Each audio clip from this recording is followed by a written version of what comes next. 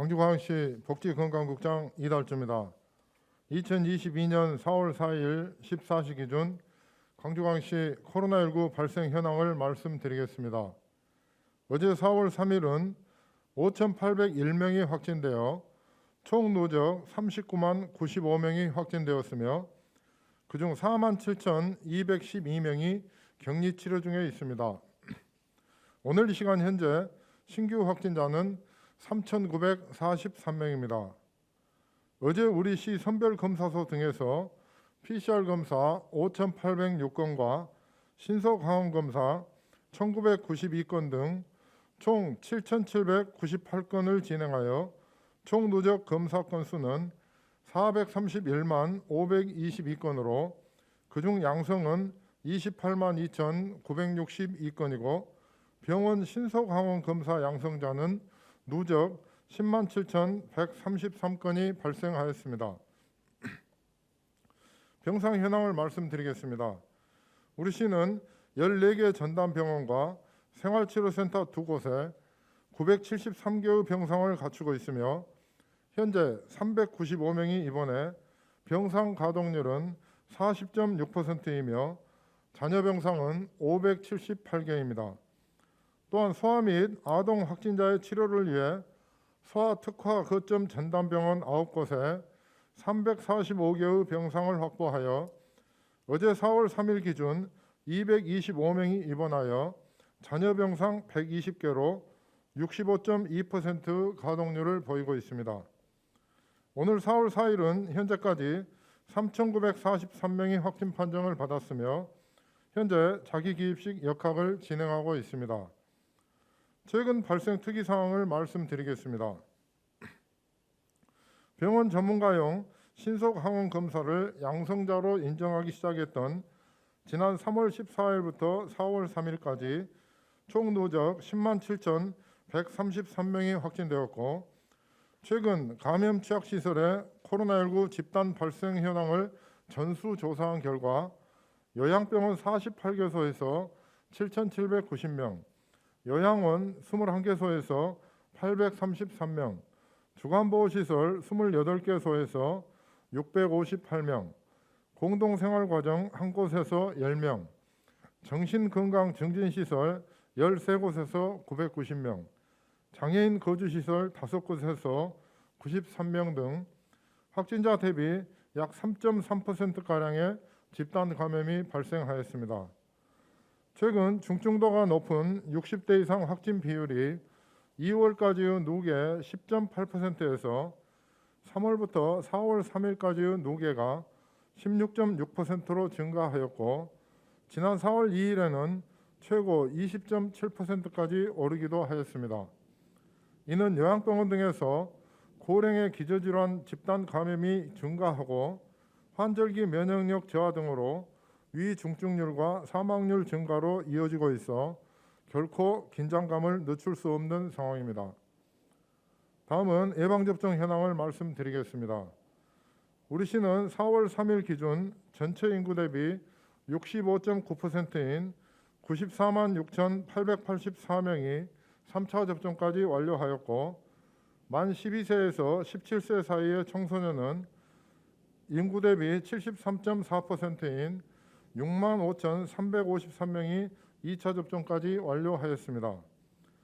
또한 면역 저하자와 감염 취약시설 등의 4차 접종률은 전국 평균이 17.2%임에 반하여 우리 시는 23.3%로 특광역시 중 가장 높은 접종률을 보이고 있습니다. 정부 방침에 따라 오늘부터 일부 조정되는 사회적 거리두기 방역수칙을 말씀드리겠습니다. 사적 모임은 백신 접종 여부와 관계없이 10인까지 가능하고 밤 11시까지로 제한했던 식당과 카페, 유흥시설 등 다중이용시설 영업시간을 밤 12시까지로 1시간 연장하였으며 행사 집회 등은 현행과 같이 유지되어 접종 여부에 관계없이 최대 299명까지 가능하고 정규 종교활동은 접종 여부에 관계없이 수용 인원의 70% 범위 내에서 실시가 가능합니다. 다음은 확진자 관리에 대하여 말씀드리겠습니다. 우리 시는 고위험군 확진자 관리 위주로 전환하여 집중관리군과 일반관리군으로 구분하여 확진자 치료를 하고 있습니다. 60세 이상과 면역 저하자로서 집중관리가 필요한 환자를 집중관리군으로 분류하여 재택치료관리의료기관 42개소에서 1일 2회 이상 24시간 건강 모니터링 및 비대면 진료를 하고 있습니다. 다만 병의원에서 신속 항원 검사를 한 경우에는 일반 관리군으로 분류하여 즉시 치료를 받을 수 있도록 변경하고 재택치료자 중 증상이 심해지는 경우에는 의료진 및 보건소의 판단에 따라 병상을 배정하여 입원 치료를 진행하고 있습니다. 또한 지난 3월 30일부터 재택치료 중인 확진자가 코로나19 증상 외의 기저질환 등으로 치료가 필요한 경우에도 정부로부터 지정받은 병의원에서 대면 진료를 받을 수 있게 되었고, 진료가 가능한 의료기관은 건강보험 심사평가원 홈페이지를 통해서 확인이 가능합니다.